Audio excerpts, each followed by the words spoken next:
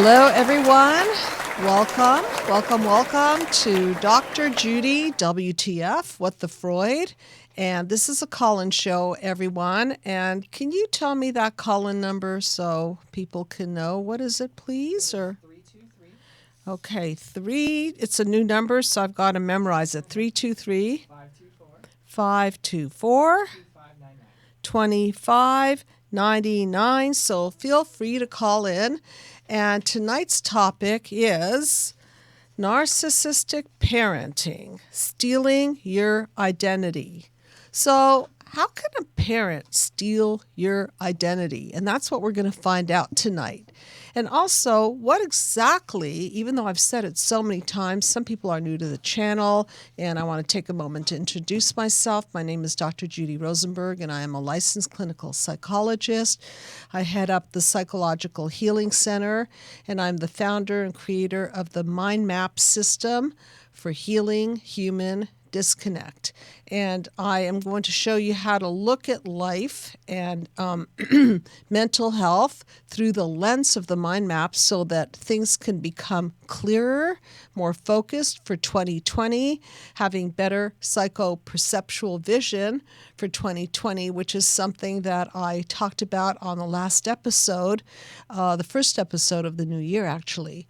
So again, please feel free to call in, and I'm going to start by explaining the mind map to you and explaining what narcissism is. Narcissistic parenting, as I see it, is a system gone wrong.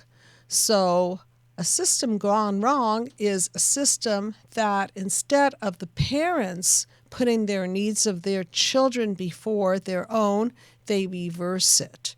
And so actually what they're doing is they're stealing from their children. They're stealing eventually the identity of their children, and I will get into details about that on this show. And in essence, the children are there to serve them as opposed to them serving their children and helping them to properly be parented, and then eventually to be healthily dependent so they can become healthily independent and healthily separate and individuate and mature. So this process of maturation doesn't exactly happen in certain family dynamics and causes a lot of damage. And I have some very interesting articles to share with you tonight. But I want to start with some of my own notes because this is something that I've been observing. And sometimes what happens is that while I'm in session with a patient or several patients, themes begin to emerge. And then I get inspired by these themes and I think, wow, I'm going to talk about that on tonight's show. And that's something that happened today. I got inspired, and thank you for the inspiration. And so I'm going to talk about what happens when these parents don't put you before them. First of all, I want to start with an article called Tactics of Manipulation, Tactics Manipulators Use to Win and Confuse You. An article by Darlene Lancer, MFT, and JD. So she starts by saying, know your enemy. Is very good advice because when you're dealing with a manipulator, which narcissistic parents tend to do because they tend to manipulate and control for their own agenda, it's always wise to know your manipulator. A lot of these manipulations are very subtle, which is why we at the Psychological Healing Center get so many calls from people crying that they're in a narcissistically abusive relationship, or they were raised by narcissists, or they didn't even know the concept of this, and now they're subtly waking up to this, is because a lot of this is subtle. That word, subtle. Some people don't ever wake up to this. They just think that this is normal. This is the way families are. And if anybody's going to be wrong here, it's going to be me, because children don't want to ruin the bond between their parents and themselves. They want to keep that bond. So they would rather be wrong and have their parents be, quote, right than vice versa. And this is something that Dr. Alice Miller speaks about in her book, Trauma of the Gifted Child. And in this book, she talks straight up about how children would rather be the bad child in a good world. And this is because if they're bad, then all they need to do is behave better. And then when they're good, they're going to be loved, right? Well, wrong. It doesn't quite work out that way. So let's take a look at what this kind of a passive-aggressive, covert aggression looks like. To the victim, it doesn't matter whether it's conscious or unconscious. Again, nature doesn't care. Why? The effects are there, however. And so being overtly empathic, which is what narcissistic parents sometimes they create great codependence. They create great empaths because they people who grow up in this environment have to stay tuned all the time to signs of abuse or manipulation. And so as they're mistreated over and over again, their barriers come down, meaning their boundaries come down. And so as a result of this, they're more primed for manipulative tactics. So I want to talk a little bit about the goal of the narcissist is to gain power and control. And so some of the ways they do this have to do with what we're going to specifically talk about. And I love it when you call in because then we can directly apply it to your life. So they may lie or act caring or hurt or shocked, all to deflect criticism against them. So in maintaining control, what they want to do is they want to avoid being confronted. So that way they can project everything on you and blame you. They like to put you on the defensive so that they can make sure that the best offense is their attack is the best offense against your attacking them. They make you doubt yourself and your perceptions, which is very similar to what is referred to as gaslighting. They try to hide their aggressive intent behind sometimes caring intentions, concerned intentions. They tend to avoid responsibility, something that I talk a great deal about. They tend to not really be fans of self-reflecting and self-correcting.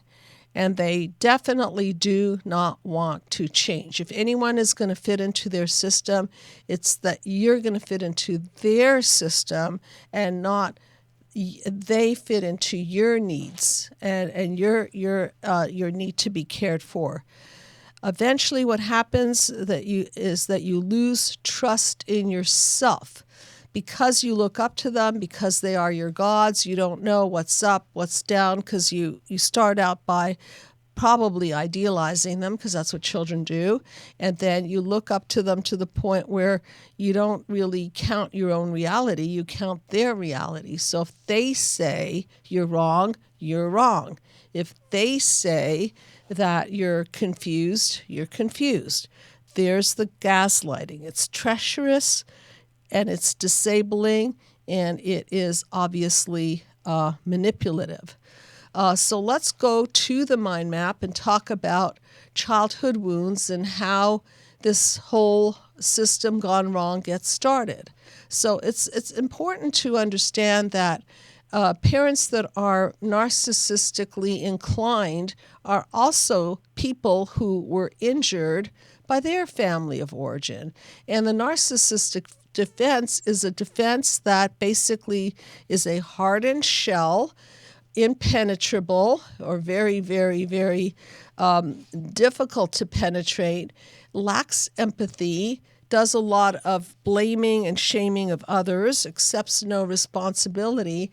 And if you dial it back to the cause of where these issues came from to have created these types of parents, is probably that their parents did not give them empathy and psychological nourishment and support and mirroring and attunement and all the things that we need to form a healthy human psyche. So you could see that this thing is multi-generational. And then when these wounds of childhood, which we talk a lot about at the Psychological Healing Center, and there are 5 primary ones. There's physical abuse, obviously, sexual abuse, obviously, emotional, verbal abuse, neglect, and then there is smothering, control.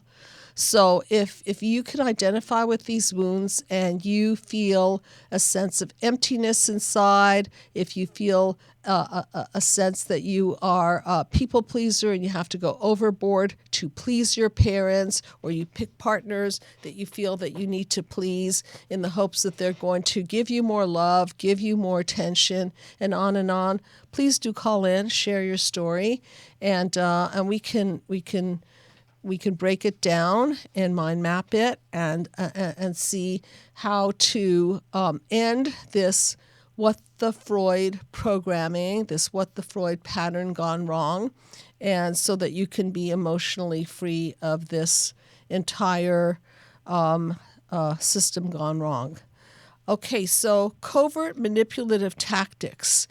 How do they use manipulative tactics? They guilt, they complain, they compare, they lie, they play games, they deny, they may use blame, bribery, they may undermine you, blackmail you, become evasive, fake concern, that's a good one. So you're actually confused because they act concerned, but then, or they may use words that show concern, but real concern is action. So words are not enough. So it's a very, very confusing. They may show signs of sympathy. They may act as though they're apologetic or flatter you. They may even shower you with gifts and favors. But at the core of it, the intention is to control and manipulate and gain from you. So if you look at panel number 2, you can see that there are all kinds of reactions to these wounds, and some of these reactions are very visceral. So if you check in with your body, then you might find that your body is telling you a story, and that story might sound something like, I'm sick in my stomach, or I feel like I have the weight of the world on my shoulders, or my head is about to explode. So as you gain some kind of connection with your body, you can start to understand that your body is communicating with you and telling you that something is off.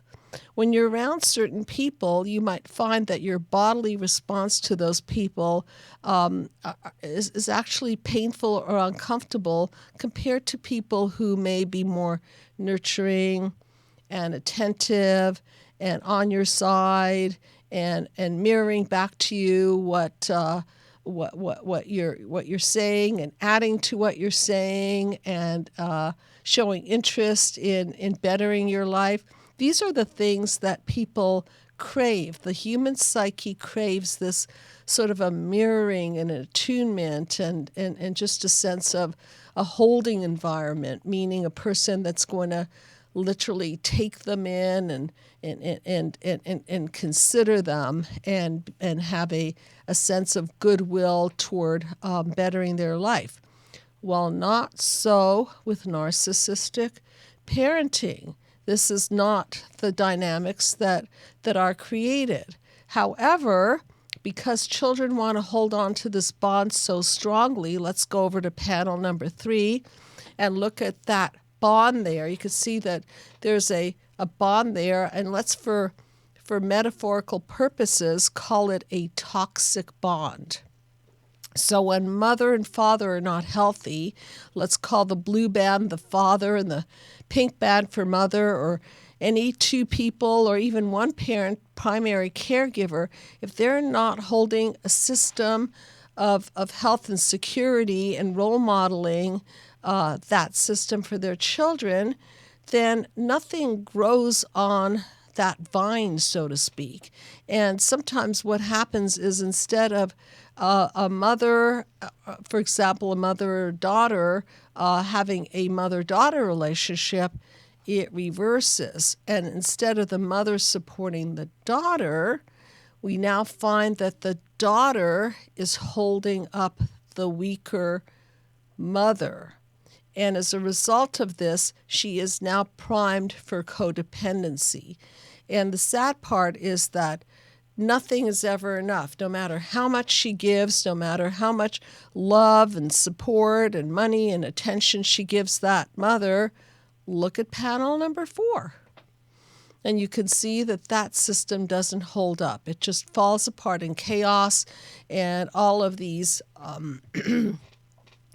figures on the DNA strand, figures that represent family members, siblings, so on, they are thrown into chaos because there's nothing holding them up, and the whole system collapses. So the essence of parenting gone wrong is a collapsed system. So as the system collapses, children scramble to defend themselves. Well, what are some of the common defense mechanisms we know of that help people numb their feelings, deny their feelings, manage their feelings? Well, we are clever as human beings, and we have lots of tactics to do this. So some people may choose to drink more or smoke more or eat more or use drugs more or shop more or go on porn sites. And some people may choose to disconnect by being on their cell phones or gaming all day. And so you can see by this entire system gone wrong that by panel 5, people are starting to harden their hearts, or on the other end of the spectrum, their walls are down and they become very codependent and penetrable, and they're not able to defend themselves properly. So therefore they let all kinds of people through their boundaries. And so they find that they end up with friends that are also taking from them and manipulating them and gaining favors from them. And I know we have a call-in. So hello, you are on the couch with Dr. Judy. Hi. Ariel. Hi, what is your name, Hello? please? Yes, hi. I'm Nancy Barrios, Oh, nice to meet you, Nancy. Where are you calling from? Oak Park, Illinois. Okay, thank you for calling in. Okay, so how do you identify with this particular topic? I was listening to the part where I became the parentified child. Yeah. I became the mother instead of the daughter. Okay. And that started at a very early age when I Oh. was maybe about 5 or 6 years old. Wow, okay. Where was your father? He was there, but he was not emotionally available to my mom. He was, Okay. It was kind of like one of these marriages that was forced. Okay. Okay, so I'm sure you can identify with the fact that you didn't have pillars. Your parents were not pillars. Your father wasn't strong. He was maybe, as you said, forced to marry your mother. Maybe he didn't even want to be there. And so your mother was in this weakened state, and guess who stepped in? Well, I did.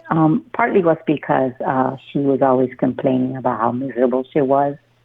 And so as a child, I kind of sensed that I needed to do everything I could to make her happy and try to be perfect in every way I could. So I remember learning how to do house chores and Yes. trying to behave and, Okay. just trying to be the good kid who never got in trouble. Right. So you became trained to be a people pleaser. And what your Yes, mother, right, completely. Right. Okay. So whatever you did it please your mother, or was it never enough? Oh, it was never enough. I struggled with it all my life, and it wasn't until like a year ago that I realized that I needed to make a change because I was going through a personal crisis, and um, I went to her hoping that she could sort of support me. It didn't happen, and I was like, I knew something was wrong there, and I was like, okay, I need to work on myself because it was starting to bleed over into my other relationships with people and my Yes. marriage. And I said, okay, I need help, and that's when I started to like work with therapists, and it just kind of blew my mind when I Okay. learned that I didn't even know what boundaries were. So Yes, and that's exactly what I was talking about, is that as a result of this parenting gone wrong, your boundaries get weakened, and so you absorb all their pain and all their concern. And so think about it logically, okay? Logically, there's logic and then there's psychologic, with the emphasis on psycho, meaning not well. And so our logic says what about a parent who says, what did you say earlier about she complained to you a lot. So yeah, and that was logically, always all her life. All no matter what happened, it was always like I moved on, got married, went to college, started doing my own thing, and there was just this ongoing enmeshment, always checking in on her, always yes, to make sure she was okay. yep, And for many years, I thought that it was what she needed. I was under this weird, like, like, almost like a spell of sorts, thinking, oh, maybe one day it's going to work. right. Maybe one day she'll grow up, right? Maybe your parenting Right. And then, skills will help her to become an adult. So do you hear how backwards this is? So who's oh, supposed to yeah, be doing what for who?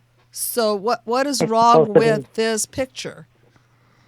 Well, it was wrong from the beginning. A Right. parent takes care of a child, Correct. So this and is what then, I mean. yeah, System yeah, gone wrong. yes, completely. And it really impacted me in many ways because I was so damaged by what I went through that I refused to have my own children, feeling that I wasn't capable of being a parent. So I Okay. just had there was something inside me that said, "Can't be a parent. You can't be a parent," even though I was already parenting. Yeah, you were a parent, right? So And so yes, this is so sad because a narcissistic parents will basically steal your identity. And yeah, completely. she even managed to steal your identity as a future parent because she was the Yeah, child. You see how important she had to be? She was the center of your world instead of you being the center of her world, making you but it got more important. complicated because this whole idea of enmeshment also affected my sense of femininity too. I was always looking for a mother figure. Yes. And after 15 years of marriage, I actually ended up in a same-sex attraction. Okay. And the part of me was looking for the mother in that other person. Yes. And Okay. I was like, so once I was there, I realized that was not really what I wanted. Okay. There was something not completely filling me that, and I said, I just stepped away. And thank goodness I was able to come back to the marriage I was in and worked it out. So it took 10 years. It's been 10 years since that. My Oh, husband was patient and, we worked it out, but you. it took it happened at a certain age. It was like the wake up call for me. And I Okay. knew that I needed to go in a different direction. So your husband was patient, and then you analyzed it out. You started thinking like a shrink, and figured out that the reason you chose a same sex relationship is because you were looking for the mother that within a woman, which you were Yes, lacking. So it makes total sense that you would need to find that missing piece in your life and see if you can complete it. And at the end of that journey, you decided that that the missing piece was the missing piece of your mother that you never had, correct? Well, what happened was within the situation of the relationship, the other person was saying, "You're not happy. It's not about us. It's about something deeper, and you got to Okay. go find that." And I sort of understood this is not going to work for me because I'm not finding fulfillment in this either. It's not working out either. And so I stepped away and said, okay, I need to go back to my solid place, which had always been my husband, really. Okay. And, we just work at our marriage then. And how is your marriage today? Strong. Strong. Okay. Yes, strong because I was vulnerable enough and authentic enough to deal with myself openly. So it was all in the open. Did you get therapy during the course of all of this? Just 1 year for that, and then after that, it was a lot of soul care. A lot of soul care. Soul care. Soul care. Okay.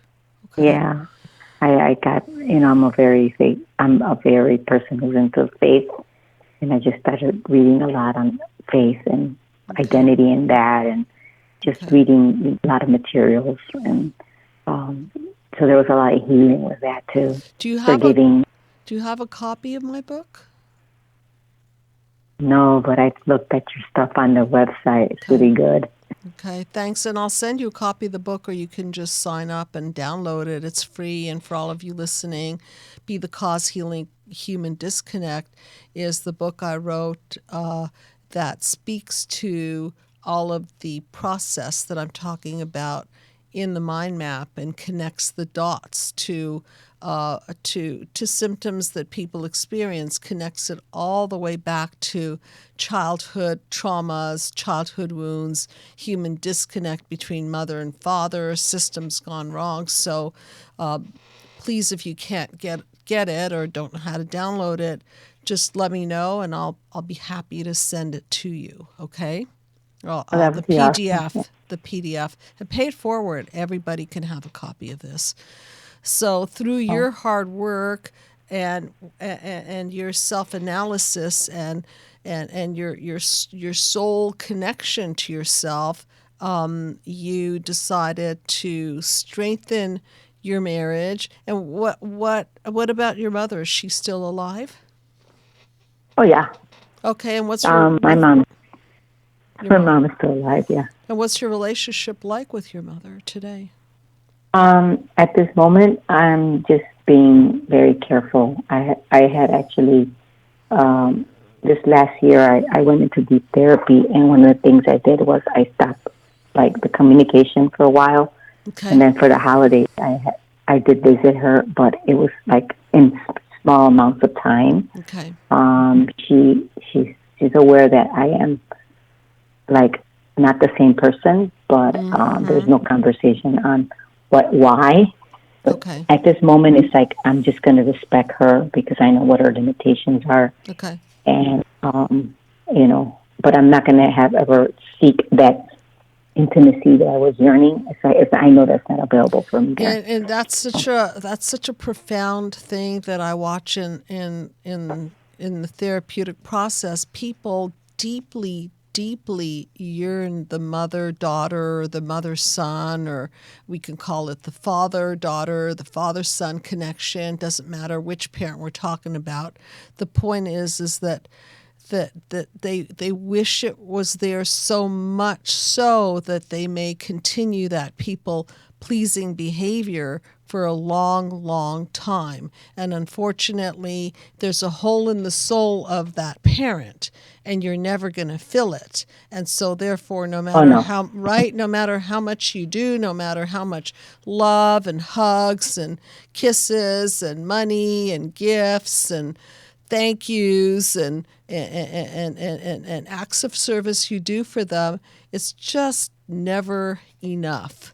And I was alluding to the movie that I love to watch so much with my grandson called Charlie and the Chocolate Factory. And in the movie is a little girl, and I forgot her name. I knew it Maruka, was it Yeah, Maruka? yeah. Thank you. And after she wins the golden ticket, right, to Charlie and the Chocolate Factory, she looks at her father and she smirks at him and says, "Daddy, I want a pony." And so I keep thinking, right? I keep thinking about that in terms of what is the definition of narcissism. It's just never enough, never enough. So there's no appreciation. There's just no warmth to the little girl. You can see by the character, she just wants to consume and consume and consume, and it doesn't stop with consuming items. It goes beyond that to consuming your emotions. So literally, what happens is they suck the air right out of the room. So in your case, good for you. I know we have another caller. I wanted to thank you so much for sharing, and we'll go on to talk more about this stealing your identity, and good for you that you set limits. So thank you so much for calling in, and please feel free to keep in touch and be in touch and pick up that PDF of the book, okay? Thank you for sharing some time with me. You're very welcome. Awesome. Good night. All right. Okay. Hello, you're on the couch with Dr. Judy. Are you still there? Hi, Judy. It's Dean from Toronto, the guy with the wheelchairs, the guy with the feet. How are you? How you doing? Yeah, I'm hanging in. You're hanging in. Okay. Yeah, so let's do a question here. Given your topic and, coming from that kind of a family where you're sort of rooted in this kind of abuse. Yes. From parenting on. Yeah. I think it would be easy for someone like you to understand that a child like that will be bullied and it will continue from there. That's right. That's right, because they've been groomed to be bullied. So they think that the people who are treating them that way, there's a sense of familiarity, there's a sense of normalcy, because in some of these narcissistic family dynamics gone wrong, they were bullied by their parents. And so why wouldn't they be prime target for bullies and open up to bullies? And in my case, my parents had a very strict, righteous, religious view, where the teachers came on board and then said, "Oh, bad behavior," and then that all worked. In other words, it was never fleshed out as to, well, what is my child doing, and how much is he doing it, and how bad is it, and what's his punishment being? I mean, does he have any kind of a semblance of a normal life at all, just because he's being labeled as having bad behavior? So that's the part that they sort of were able to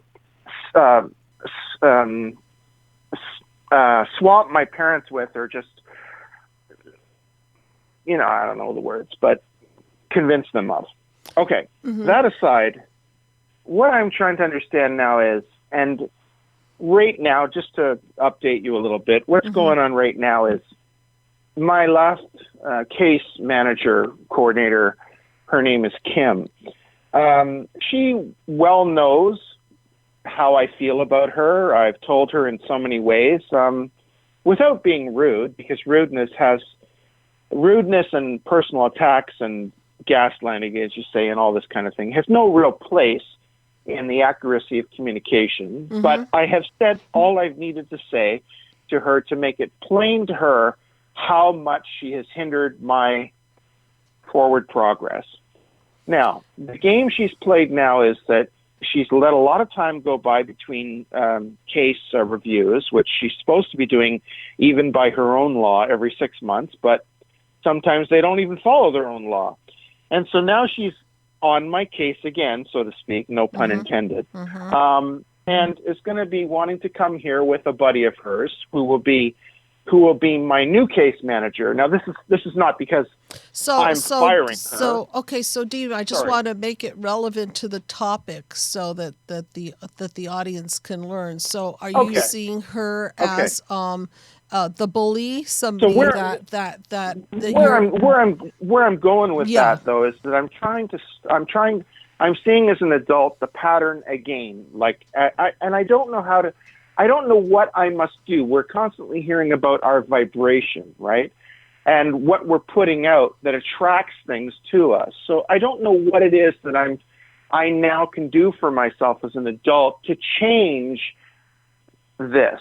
In other words, what she's going to be coming to me with now is more deconstruction of my progress, deconstruction of my services, pulling me apart. So back up know? for a minute. First of all, the system gone wrong is not only a micro system, it's a macro system. And as you recall, some of you recall, the whole intention of the mind map was to heal global disconnect. And, I just can't heal global disconnect without healing human disconnect first, because we have to heal individually before we heal globally.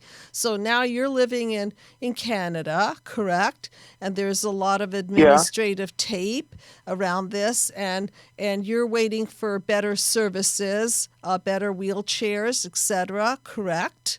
And I will never get better, but let me speak for a second. What I'm trying to do is I'm trying to get her to stop with the dishonesty.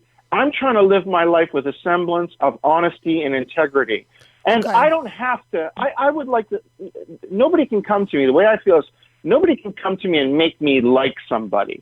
If I don't like you, why can't I be honest about that? And why can't they get someone? So that's why I said she well knows how I feel about her, yet she's trying the same tricks again. You see what I'm saying? Okay, so just so that we could make a point here, and we've been in communication, and I know sometimes we write each other, and I know you've been struggling with this for a long time. What we cannot control, this is kind of a hostage situation. It's not your fault that the administration is the way it is. Are you going to convince her to be different? Probably not. So are we going to convince our parents to change? Probably not. So sometimes we have to deal with what I call it is what it is, what it is. So now what? So now what do you do about it? It's kind of a checkmate situation. So I'm not claiming to have an answer here. I'm actually drawing a parallel between the macro dysfunction and the micro dysfunction. So you're in a dysfunctional system and you're trying to right the wrongs and fight the good fight and be honest and share your feelings. Number one, you never share your feelings with a narcissist or narcissistic system. They will use it against you, okay? Speaking of stealing your identity, everything that you inform them with will be used against you. So why give them ammo, okay? So please be in touch with me more personally, because obviously this is such a painful subject for you and for many, many people, and we don't have the power and control to change the administration. So it's absolutely. Oh no! Wait, just before you go, I'm not trying to change it. Okay. What I'm saying is, she well knows I don't want to work with her anymore. So why is she still trying the games? And what can I do? The way I'm seeing it is, I'm attracting this still somehow, and I want to stop attracting this kind of a life. Okay, so plain and simply, what do we do when they want to engage and we don't want to engage? Is that we do what I think it was Nancy who called.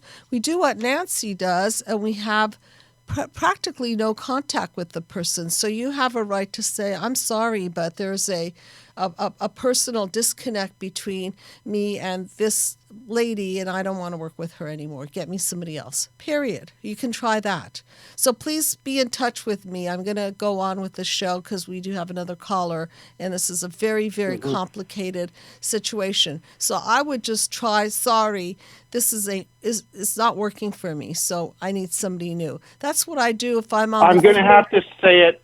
I'm going to have to say it to her superiors because I've already said it to her and I'm being say it to her ignored. superiors. I'm going to have to take the other caller, but let's be personally in touch with that. I know it's been really, really a struggle. So thank you for calling in, okay? And we'll keep Good chipping. night. Thank you, Judy. You're very welcome. Take care. Okay, good night. Okay, it's difficult. It doesn't always go smoothly in life. Okay, hello, you're on the couch with Dr. Judy, and who is this, please?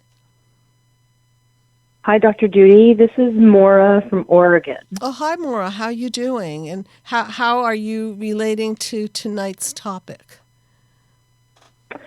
Hi, I'm fine, thank you. I have a question. I'm looking at the panels, and I was interested, I think it was panel number 3 that appears like a replication of like a genetic strand. Yeah. Is that number 3? Yep, that's the one, right. Okay, and this ties into identity or lack thereof that you end up with when you come out of the trauma of, I guess panel 2 was the trauma? Or was that the encoding? 1 is the trauma, 2 is the encoding. Yep. Yeah, the reaction to the encoding would be represented by panel 2, and 1 is all the damage that happened. All the lack of empathy and all that stuff. Okay, yeah. Okay, so imagine a child who has a narcissistic mother who is initially doing well with a father who is attentive and bonding and attaching correctly. And then around, around 4 to 5, the father and mother separate and father disappears. The child is left with the mother, the narcissistic mother who's indifferent and definitely does not like the child. Yeah. Then between, let's say 5 and 7, the mother marries 2 separate additional new men, each of whom is abusive and controlling. Yeah. The child ends up in a situation with the indifferent narcissistic mother who has chosen a narcissistic, psychopathic, predatory man who's a I don't know if I said narcissist. So this man predates upon the child, and the mother appreciates this because she would never dare to touch the child because if she were ever caught, it would reflect terribly upon her career. So what is the she's married a man who will do this for her. So what is this your stepfather you're talking about? Or boyfriend of well, your it's mother's? her third husband. I would never give him that. Yeah, I get it. I get name. it. Okay, and so what's he doing to you? Okay, my question is, you get to the panel 3, which is the genetic strand, and it's like a ladder, for example, and you've got the 2 pillars on the outside, and you've got the middle, which is the child. Right. This child is trying to support the mother and gain the mother's love somehow by pleasing the mother, people pleasing, by enmeshing. Yeah. And then is also at the other time engaged in a battle with the man who's attempting to control and is abusing sexually. There all of your 5 types are included. Your 5 primary kinds of abuse, and I include financial abuse to make it 6. Okay. So this child is engaged in this battle. So she's got herself, which is being subjugated and squashed by the mother and the husband. Yep. And the child comes out of it not quite a narcissist, but with borderline. Okay, so on the spectrum, somehow this child didn't end up fully narcissistic. I guess what I'm trying to understand is, so you put the pieces back together, like somehow I envisioned it was like this defense that I was put up around me. I was fighting a battle, and everything was to save this self, and somehow a little bit of it, the true self, the original self, made it through. But the emptiness remains. There's like this core, and is that emptiness? And is that the attachment the lack of attachment theory. You talked about the attachment theory. Okay, and I'm gonna. is that like permanent? Okay, so one of the things that I've been talking about recently with my patients is a sense of narcissistic numbness. Okay? Narcissistic numbness. We've been abused so many times, penetrated sexually, emotionally so many times, lack of trust because the darling father, he left, so you must have a lot of deep-seated, maybe unexpressed feelings toward him, even though he was the good guy, but the good guy left you. And the good guy put you in harm's way. And the good guy left you in the hands of the mother who didn't protect you and brought on two terrible people. So sometimes what happens to us is that we go into panel number 5. And what we do in panel number 5 is we're kind of like shocked and in disbelief, and we numb out. And sometimes when we numb out, we harden our heart and we become unempathic, and we become more parallel to the narcissistic defense, which is I won't let anything hurt me. And sometimes we go the other direction in that our defenses don't work anymore because the boundaries don't work anymore. And so these boundaries wear down. And instead of hardening our heart, we just keep trying to let new people in and new people in and new people in and doing the what the Freud and hoping that the new people will somehow do a better job, and they keep doing the same job.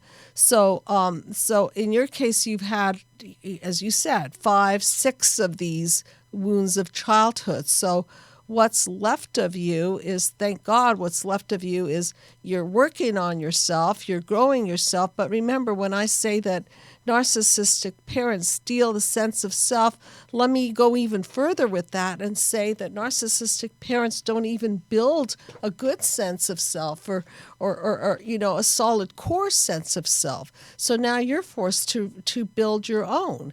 And so the recoding, right? The recoding, which is panel number 8 down there on the mind map, is after you have let all the poison out, after you've processed everything.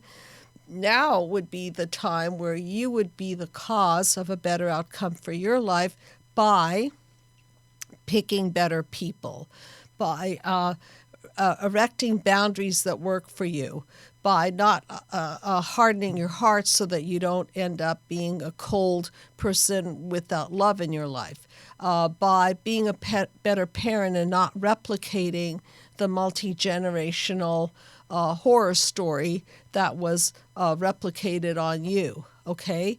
So going back to your question, tell me your question, so I want to make sure that I answered it pretty thoroughly. Well, I think you actually framed it really well there at the end. You got to it. So what does one do if you do all of those things and still at your core you're not hardened in your heart anymore? You've swung from one side of your pendulum swung from one extreme of being disconnected, cold-hearted, unempathic, fully like almost a full narcissist, to the other extreme where you were codependent and people-pleasing. And then you settle in the middle as you find yourself, and you start to build yourself.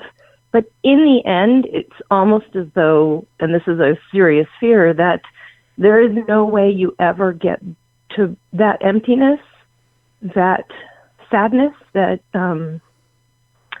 is because of every day when you have to fight and also beg for someone to love you, and there's no independent witness, and the day in, day out of that for, I don't know, like your entire formative years until you escape at 18 or maybe earlier if you're lucky. Okay.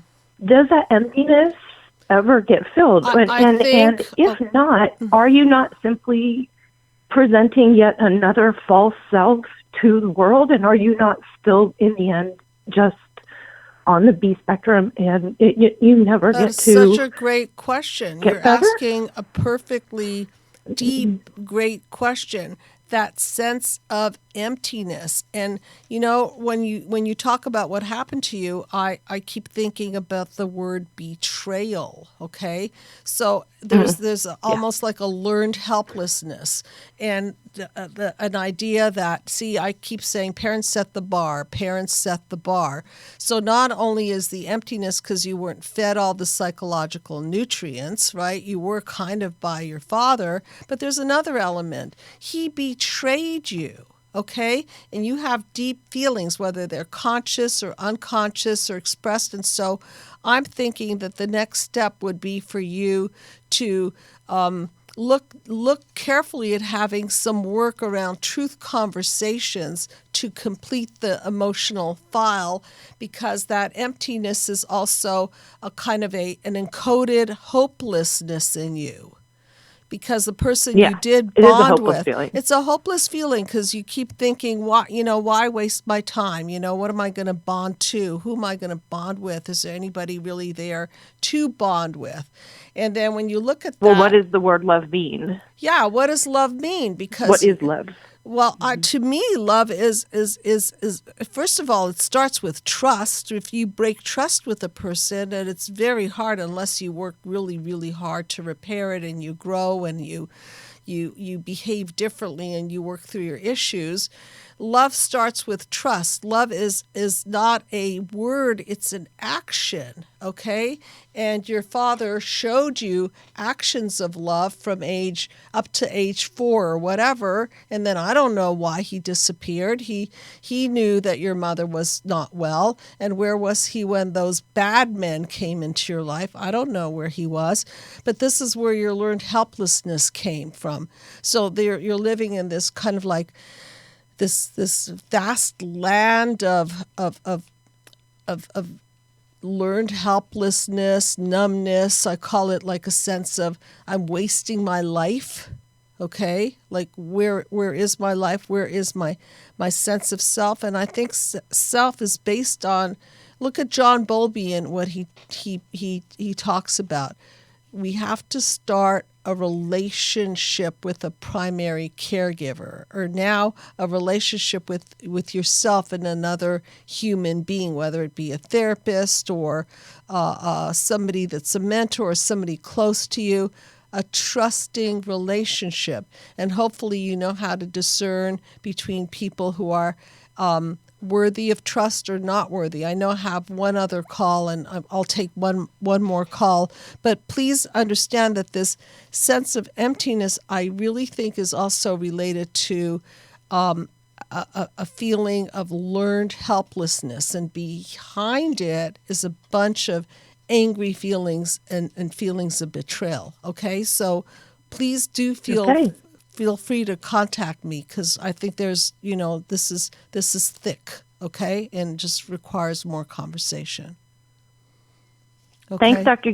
Judy. You're very welcome. Thank you for calling in. Okay, I'll take one more caller, and then I'll go on to Shrink That Tune. And so, Hi,